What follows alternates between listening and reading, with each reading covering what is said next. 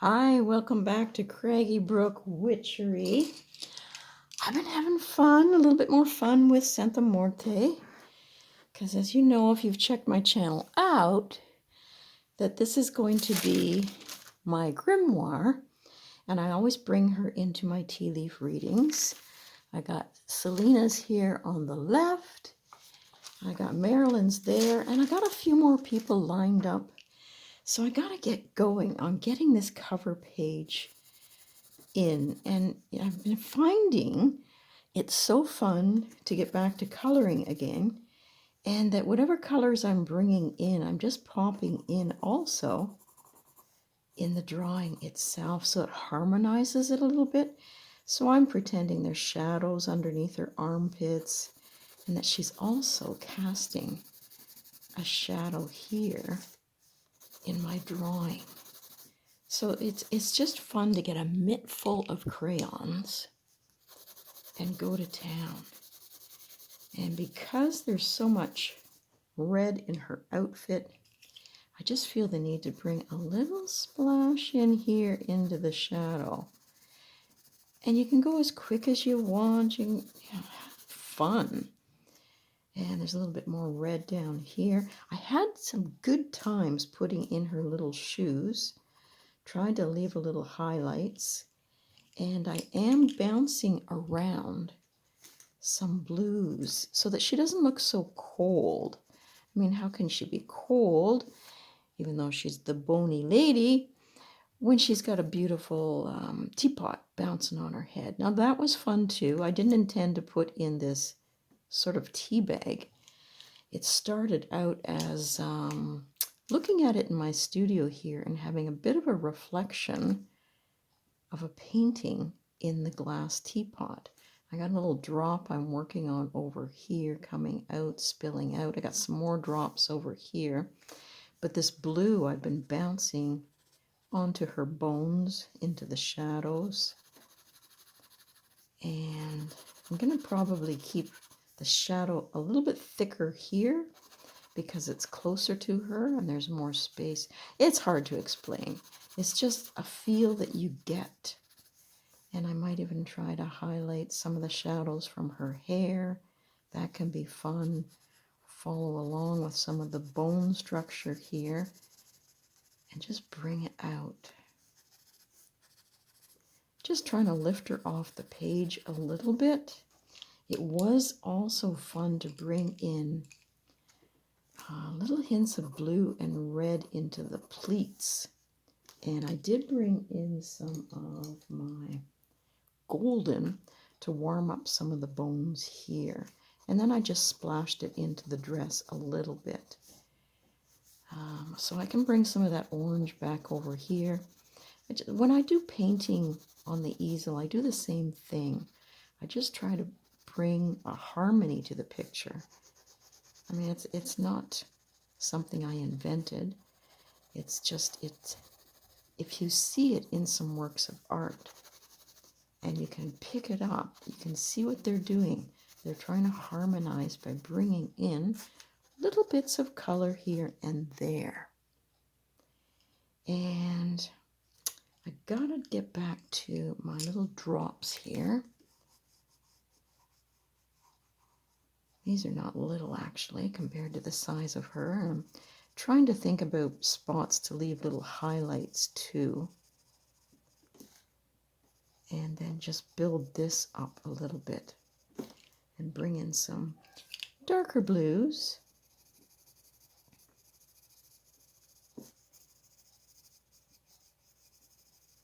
But it's more just play. You know, I can get so busy doing hashtags and things. And I'm thinking at the same time as I'm doing this that there's a little bit of purple tinge in here. So I'm probably going to bring some purple tinge into this drop. And this could have been a golden drop because tea isn't usually blue.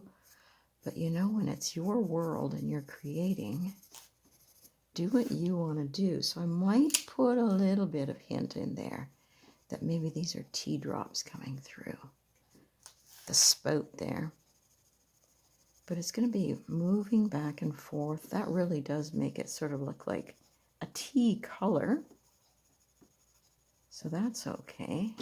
And if I want to brighten it up a little bit, I've got some yellow here. And I might splash some on her skeleton body there. I don't know. And then we can go add another little drop up there. And it's closer to the tea spout, so maybe some orange is coming off the spout. And maybe, like I'm holding a whole mittful here.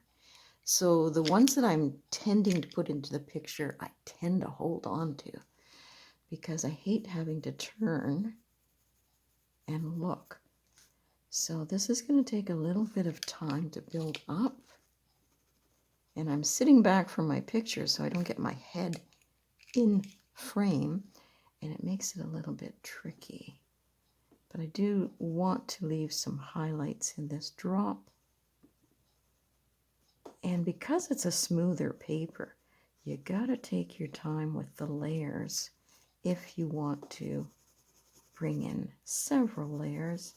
And that's the fun part too, because the colors can change as you layer it. So I go by instinct, I go by what I feel, and I think that's part of what art is, right? Trying to find the right orange here to bring back that. And maybe there's some of this action sort of happening around it. You want to make it fun. When I think of Santa Morta, it can't be anything but fun. And I've even added a little bit of color in her skeletal area here that maybe it's shadowed a bit from her hair. So I take my time and I build up from an orange to a little bit more, and then into some of these deeper reds. It's just, you gotta let it talk to you. Her crown is gonna need a little bit more work here too. And back to the shadow, but I am still trying to get my roses in here, so before I do too much more shadow work, and I think I'll put some around here to highlight her crown and her head. That could be fun. All I've got right now, because my garden's not growing, are these fake white flowers, which can become red flowers. So I'll use them to give me the petals. They're not perfect, they've been designed, but you know, they'll work. And I'm not opposed to some of these little pearls sticking out here too. So I've got everything propped up here. I'm probably going to put a little bit more red in that teapot, even though it's a golden teapot. And gotta think about the roses in here. And remember that this is getting stained each time, this little piece of watercolor, with some of the tea water from the people that I'm reading for.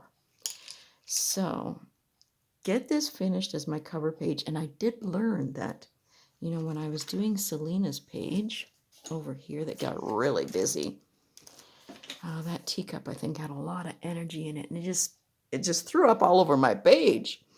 That's not the right word, but it did. So when I was coloring this, I forgot to put some protection paper here, and so Santa Morte's dress was coming off in here. So I'm going to have to make this into something else. But she starts it off. Then I've got Selena, Marilyn, and I think the next one is going to be Angie. So again, I've got to remember, put some protective paper down, or one blends into the other and it's not as neat as I want it to be. So with Selena's, I mean, I added in some more chamomile here. These existed before I did the teacup reading for her. It almost like seemed to be like looking into a mirror, you know, the queen looking into the mirror, and all this energy around Selena was happening. So I did manage to get you know, what she includes in her bath, the altar, and the teas that she likes to drink. I brought in some pencil ideas in here for me to refer back to as to, you know, what each of the herbals were, and that was fun. I certainly added more colors than what was here. And, well, this is where I'm at. So I hope you're having as much fun today as I am. And I'll just keep working away here. And if you're interested in seeing more drawings like this and how I go through the stages, just let me know. So I'm going to sign off. This is Lori from Craggy Brook Artistry today, saying enjoy your day, whatever you're doing. Take time to enjoy a little bit of space of your own.